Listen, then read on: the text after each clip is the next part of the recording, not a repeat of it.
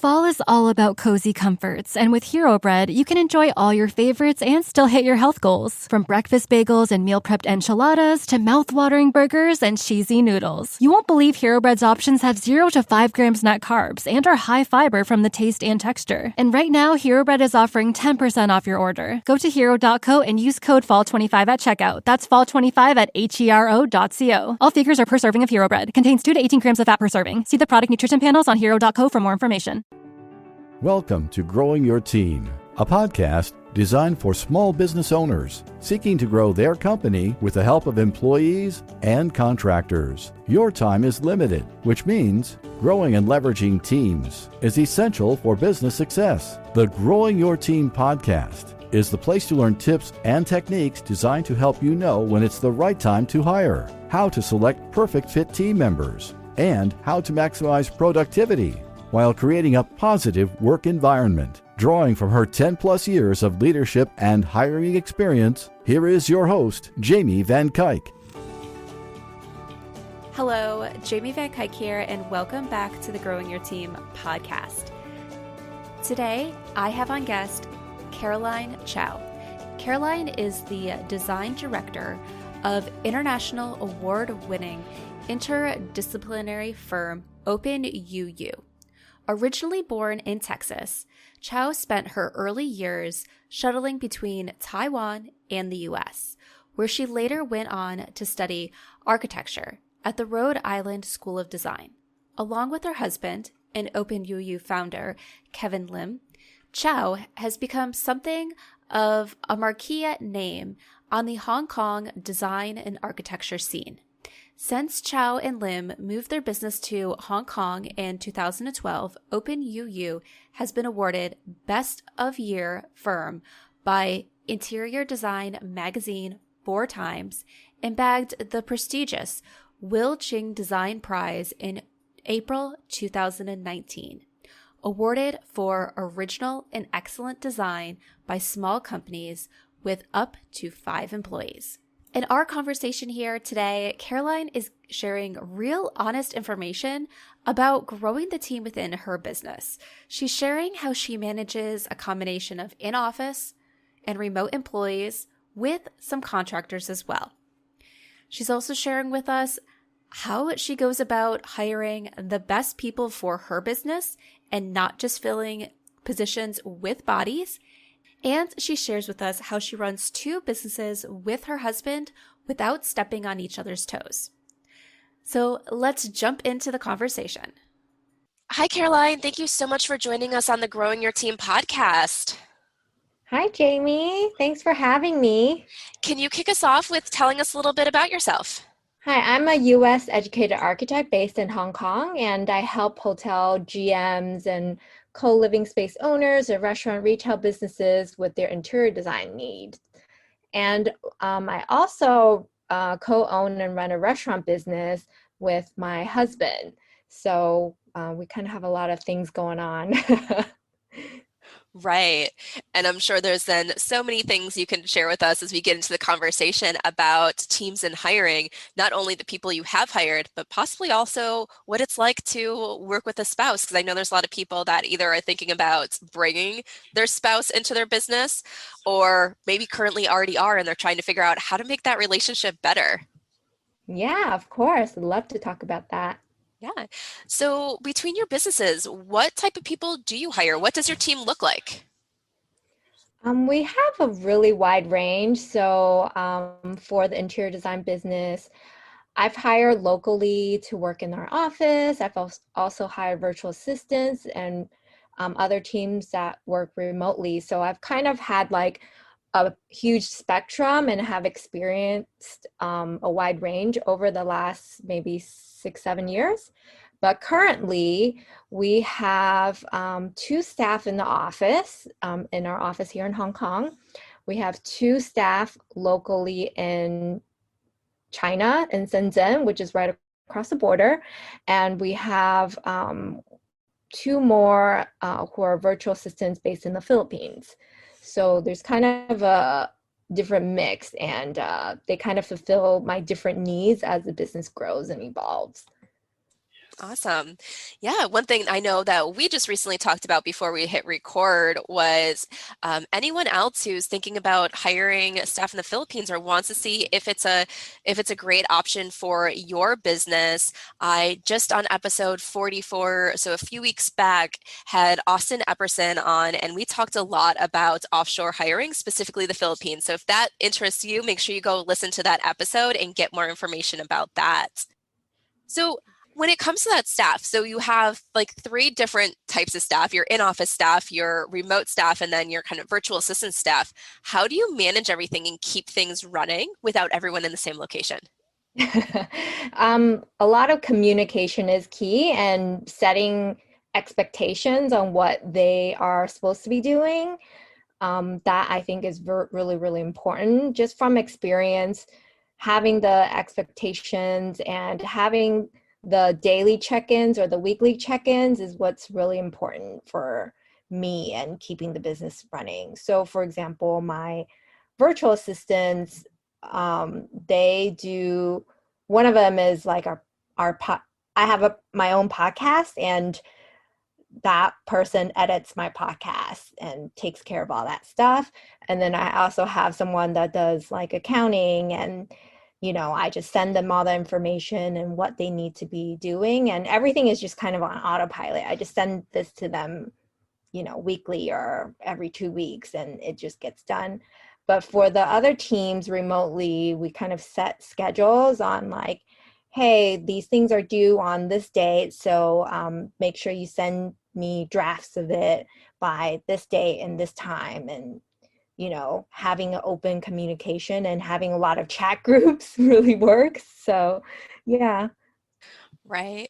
So do you think when you were building out these systems and everything, was the systems, did they have to adjust and change as you were learning to work with remote staff? Or did you have everything kind of in place that it didn't matter where anybody was because the systems you put in place worked for any type of person or any location? I guess I put systems in place when I was working with my staff in the office. It was just much easier to figure out the workflow and all that. And then once I put systems in place and kind of standards, so like we have to issue interior design drawings or renderings or packages, then I set up kind of like the company standard. So once that is all set up, anybody can follow it really. So it didn't really matter too much where they were based. So that, makes things much easier. Right. Yeah. Mm-hmm. And I think that's important to remember is I think now people are more open to remote work, but for so long people were resistant to remote workers because they felt like if people weren't in the office and they couldn't see the production, that things weren't going to get done. And it was more that trust issue. So, to have things set up in place that it doesn't matter where people are because that things are getting done, deadlines are being met, and your clients are being taken care of shows that you really can Mm-hmm. hire the right talent and not worry so much about location. Yeah, exactly. So when there was a period of time when COVID just started happening, we transitioned into remote, like everybody worked from home. Mhm. So since the standard was already in place, it was just much easier to transition to that. And, then it kind of made sense now recently, like we still do 1 or 2 days work from home, and sometimes we work in the office, but just making sure everybody's on the same page and doing team meetings and all that stuff, then, I don't think location really matters as much anymore. Yeah. Right. So that's great when it comes to productivity and making sure that everyone's doing their work and your clients are being taken care of. But what about relationship building? Have you found that relationship building has to change for working with remote team members versus in-office team members? Or did you experience any challenges or find that things were pretty much the same when you're building relationships with team members, no matter the location? So for the ones based in Philippines, I just try to do check-ins via chat and email with them. So it's a little bit hard to kind of build rapport with them. But for the ones that are based in China, well, recently because of COVID-19, the border closed, but we were implementing kind of quarterly team bonding with them together. So we would figure out a location to travel to, and then we would all go do some sort of activity together, or like go see an exhibition or something like that. So I try to make it a point to have personal conferences to make sure if how they're doing, if they have any personal issues going on that that I can help them with. And I think it really helps with kind of building rapport and building relationship with the staff. So yeah, we really do try to be committed with team lunches and bonding activities and that Right. kind of stuff. Yeah, I can definitely say that stuff is so important. I think I've talked about it in a previous podcast episode, but I remember when I was back in corporate and I had my, first remote team members, there were some things where um, I didn't form the best relationship with my remote team members because they weren't there in the office and I didn't have that face-to-face daily communication. And it wasn't until one of the team members brought up that I only seemed to talk to her when things were going wrong and it was a negative relationship that made me realize that you need to work to build those relationships with your remote team members and have things in place where you're checking in with them and that cadence and making them feel like they're a part of the team even though they're not physically Mm-hmm. present with you. Yeah, exactly. So like even for all my remote staff, I try to have like a one-on-one private chat with them as well as the group chat. So then they can tell me any issues they're having, So one of my staff, one of her family member passed away recently and she's like, "Oh, can I take 1 or 2 days off?" And I told her, yeah, just take the whole week off and, just take care of, whatever you need to take care of and just I just wanted to let her know that I was there for her and, whatever she needed that she could talk to me about. And, she was very grateful to have like the extra days off to go back and, go home and take care of all that stuff. So yeah, I do think keeping an open dialogue is really, really important, even if they're virtual, Right. remote. Yeah. Mm-hmm. Right. And let's also just talk about something great that you did there is you were seeing your employees, your team members as humans that have human needs and not just someone that's like, wait, I need you in the office because there's work that needs to be done. Like understanding that there's the balance of the work that needs to be done and who they are as people and making sure that both are being taken care of. Exactly. Yeah. I mean, I think for the work part, I mean, there's always someone else that can help with pick up the slack. So I'm not really too worried about that. That's why we have like a few different remote team members so they can kind of balance each other out. Sometimes I find it really hard if you only have one person that you're relying on and then all of a sudden they disappear or they're sick or then it becomes like very tough to kind of fill the gap. So it's always good to have like two or more. Right. Yeah. As we grow our Yeah. teams, as our businesses grows, those are Yeah. things we could always put in place is having those additional backups and people all supporting each other. So the business runs when Mm-hmm. someone needs to take time away. Yeah. Yeah. So tell me a little bit about your interviewing and hiring process. Sure. So I have like a 3-step process in place. So for the in-person interview, I usually do like a quick phone interview first, just to see how they are on the phone and kind of, who they are as a person. And then I actually do 2 in-person interviews, like a first interview and second interview before I offer them the job, just because, I just wanted to make sure that they're kind of highly committed and want the job, because there's a lot of people that kind of just throw in resumes and they just do the interview for the sake of doing the interview, but they're not really sure if they want the job. So by doing kind of like a 3-step interview process for myself, I can make sure that, oh, this is something that they really want and it is a right fit. Because sometimes I do have people halfway through the interview, I'm like, like this might not be something you're looking for and is just not a good fit. And I'm very candid, and I'm like, I just don't want to waste your Right. time if, yeah, you Right. know, yeah. I love what you're saying there, because I was actually having a conversation with a client this morning about Uh-huh. here are the things that we need to uncover. And one was, do they want the job? Like, want it long term? Does this match what they're doing? And you're right, there are so many people that are applying just because they need a job, but you need to make sure it's Hmm. the right fit on both sides. And if it's not the right fit from both sides, they're not someone you want in your business. Yeah, exactly. Because sometimes, they have short-term and long-term goals, and maybe their long-term goals is just not, that's not really in line with your business, so they may not be the best fit. And, when you're kind of trying to fill a position that you really need, you sometimes just hire it because you need to fill that position. But, sometimes I'm like, oh, Right. I don't really need to fill this position. I'd rather wait longer to find the right fit. Yep. Yes, I 100% agree with that.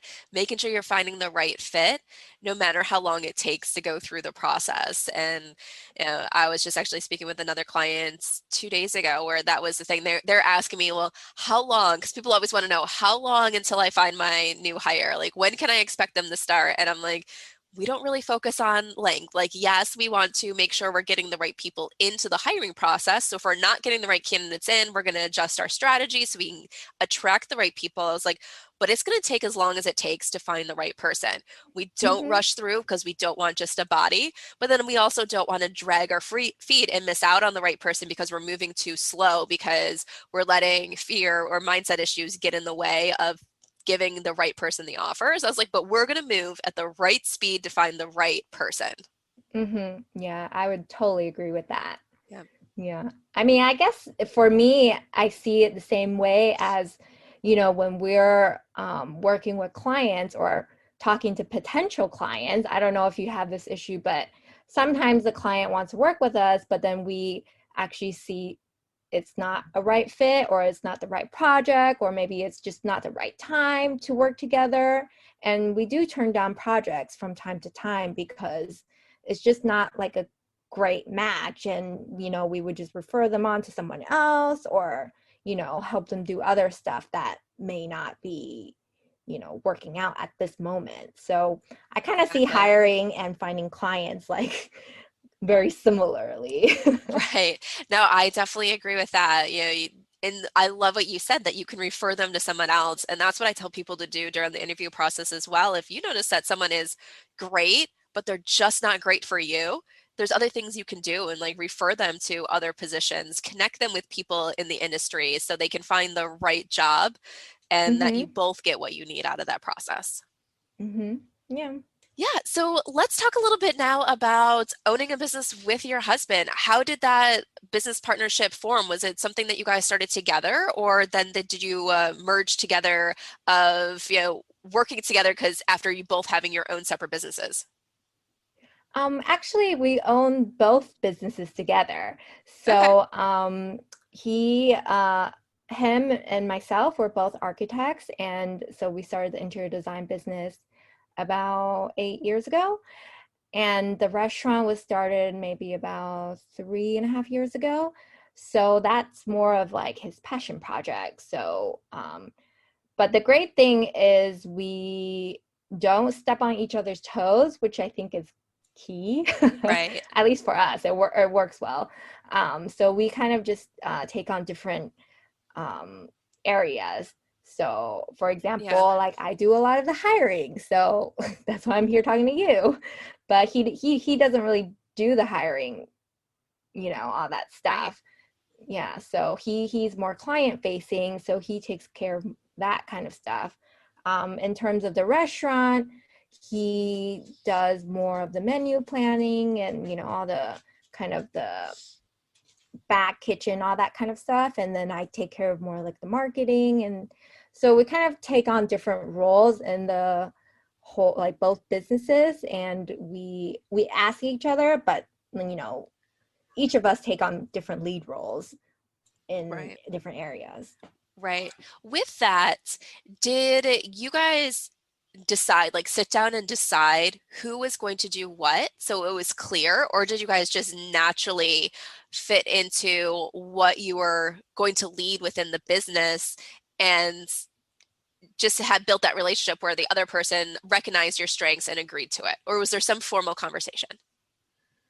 Mm, I guess a little bit of both. I mean, I think he's done a few hirings before, and um, sometimes it was just not the right fit. And then I felt like, in terms of hiring, I felt like I was better at, you know, filtering out resumes and, you know, setting up the whole interview process.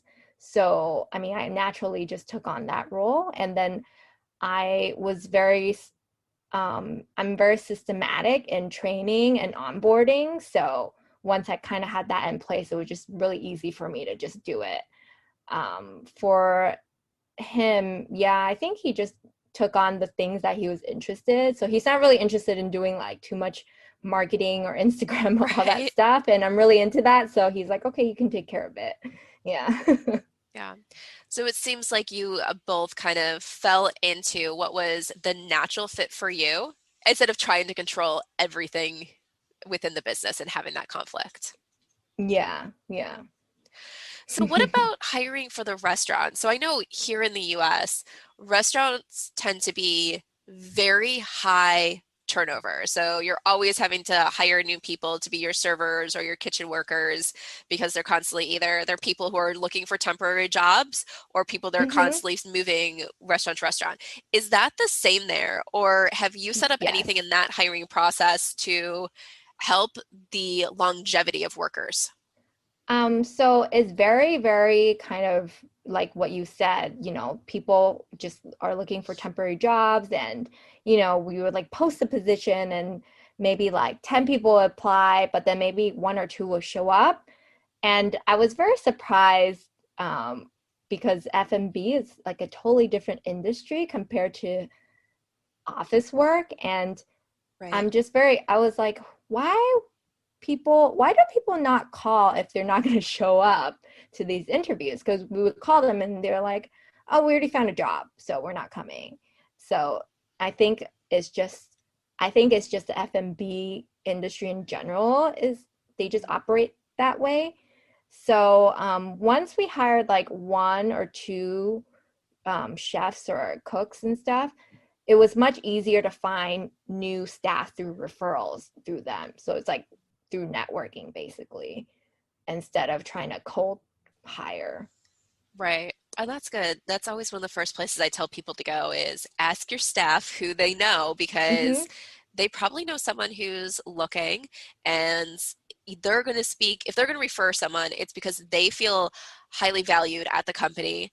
And so they're going to want other people to come and see what it's like to work for you as well. They're not going to Hmm. refer someone if they don't like working for you because they're not going to put someone else in that position. So you can get really great referrals from your staff because it shows that they care about you, they like about you, and that they actually want to work with these people day in and day out. So once again, they're not going to refer someone that they know is a complete flake at the job and Hmm. they're not Hmm. going to want to work with on a day-to-day basis. Yeah, yeah. So we've actually gotten some really great hires through referrals. I mean, we've also had some bad staff that we had to fire, but you know, you kind of have the whole thing. Right. Yeah, Yeah. yeah. So when it comes to your team, because you're running these two businesses, especially maybe your virtual assistants or anything else, do any of them cross from one business to the other, or is both your staff, besides you and your husband, completely separate? So one staff for one business, one staff for the other. I would say only the admin person does a little bit of both. Um, I think the rest are pretty specialized into, Right. yeah, it's kind of hard to cross. I mean, the only thing we do for in the design side is we do some marketing stuff and we design those stuff for the restaurant. So instead of going out and hiring like a graphic designer or somebody else to do that, we just do it in-house, which is pretty handy. You're right. Yeah. Okay. All right. I want to go back to your first hire. So when you were growing your business and you realized that, hey, we need to hire someone so we're not doing all the work ourselves. What was that first position that you hired for? Oh my gosh, I have a really funny story about that. So we were so busy and we posted, on the job boards that we were hiring, but we were so busy we just didn't have time to set up interviews. And so this guy, our first hire, he kept emailing that he wanted an interview and then he just showed up at the office. Oh my goodness. And he's like, can I get an interview? And so we're like, okay, we'll just interview him. And, he turned out really great. He was with us for about 2.5 years. And then, he moved on to a different job. And, we still keep in touch with him. I mean, we keep in touch with all our staff that, has come and, left us to work at better places because, sometimes you never know, like 5-10 years down the line, they might come back. Right. So, yeah. Yeah. Yeah. Well, it's So, funny that he just showed up. It shows that he really wanted the job. He was dedicated. yeah. So crosses that problem off the list of everything. So that's great. And it's good that he ended up working out for 2.5 years. Yeah. So he was really great and really committed. He's a really good designer. So, we're hiring for assistant designers because we were so swamped. From then we organically grew, to have 2 or 3 more. Sometimes we have 3 designers, sometimes we have 2, depending on kind of the situation and all that. But right. But thanks to him, we were able to grow, I guess. Yeah. Yeah, so that first position was kind of like, you said assistant designer, so kind of like a junior you within the office, right? Exactly, yeah. Yeah. Yeah, those are some of the positions that I tell people, especially if you're in a service-based company, that sometimes the best people to hire at first is kind of like a junior you, someone that can take over some of that client workload, help grow the business, but then also deal with possibly some of the, depending on the position, your exact field, some of the admin tasks and everything that you're just too busy for and need to get off your plate. So a great position to start adding to the company and growing your business from there, because when it comes to serving clients, you can only physically do so much. And exactly, an industry like yours, you're not going to offer the clients any less as you grow, because clients are expecting a certain thing from you. You have to meet all of those like check the boxes with each client. So you're not going to offer your clients less. You need a way to figure out how your business can serve more clients in the same amount of time. And typically that's by hiring on another person that can do the work that you're doing. But at first you don't have to go and hire that high-end expert. It can be a junior person that's going to learn and grow and help your business expand.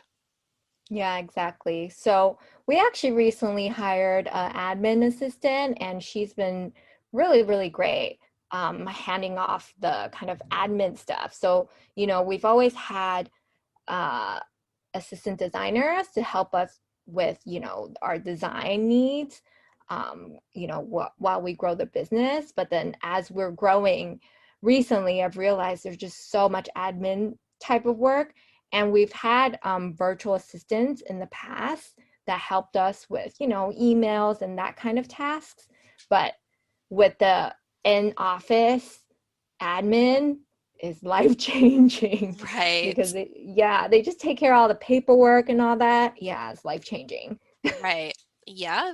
And it goes through one of the other episodes that just recently came out, episode, I think it's 45, where I talked about virtual assistants and, is it right for your business? Because that's one of the questions I get all the time.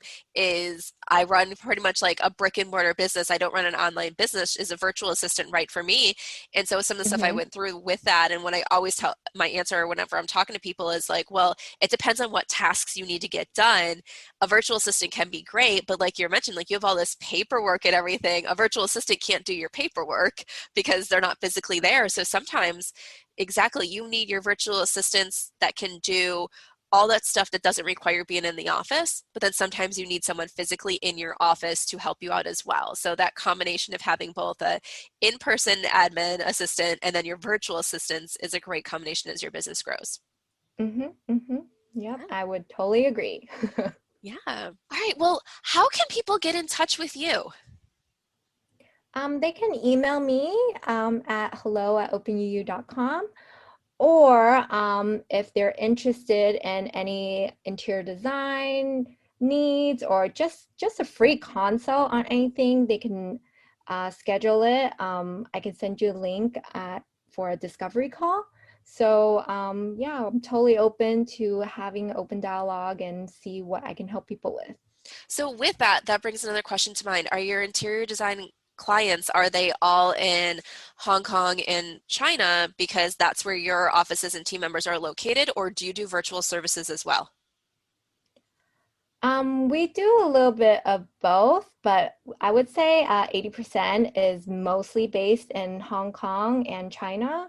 There are some that are a little bit further out, but it's just much easier because you can go to site. We're very we physically visit the site, and the client likes to meet in person. Right. Yeah, so. Yeah. But there's still some possibility for people working with you if they're not in that area. So that's great. All right. So I like to end each interview and conversation with the same question. So we've all had leaders and managers in our past that stood out to us. Think of the most impactful leader or manager that you have had, and can you share with us one thing that made them stand out as a great leader to you?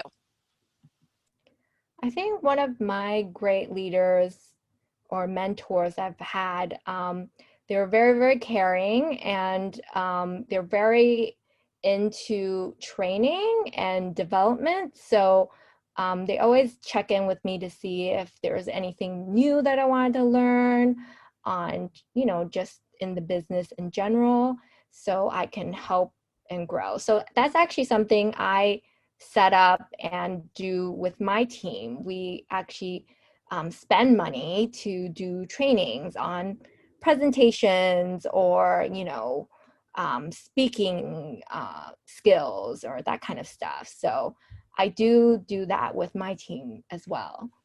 That's great. It's always great to hear about people that are taking what they learned from these great managers and leaders in the past and then applying it to their team as well. So figuring out how to do that internally. All right. Well, thank you so much for joining me today on the Growing Your Team podcast. Great. Thank you so much for having me, Jamie. Yes, you're so welcome. And that wraps up today's episode of the Growing Your Team podcast. Guys, we're in December. Today is December 8th, which means one of the most exciting days of the year is coming up soon. My birthday. My birthday is next Monday, the 14th, and I have a pretty spectacular gift that I am giving all my followers for my birthday. So if you want to be one of the first to know what I am giving away this year for my birthday, make sure you are either on my email list or you have liked Growing Your Team with Jamie Van Kuyk on Facebook.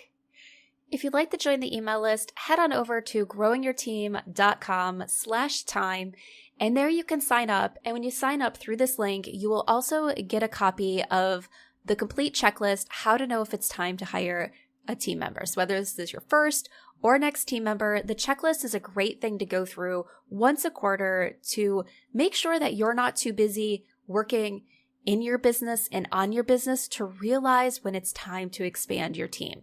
So go grab that checklist and jump on the email list so you can be one of the first to know what I'm giving away this year for my birthday. Or, like I mentioned, head on over to Facebook and follow and like our business page, Growing Your Team with Jamie Van Kuyk, because we'll be posting all the information there too. All right, so I'll see you back next week for another episode of the Growing Your Team podcast. Thank you for joining us for this episode of Growing Your Team with your host, Jamie Van Kuyk. Be sure to subscribe and head on over to growingyourteam.com. To connect, access the show notes and discover more ways to hire and leverage your perfect fit team.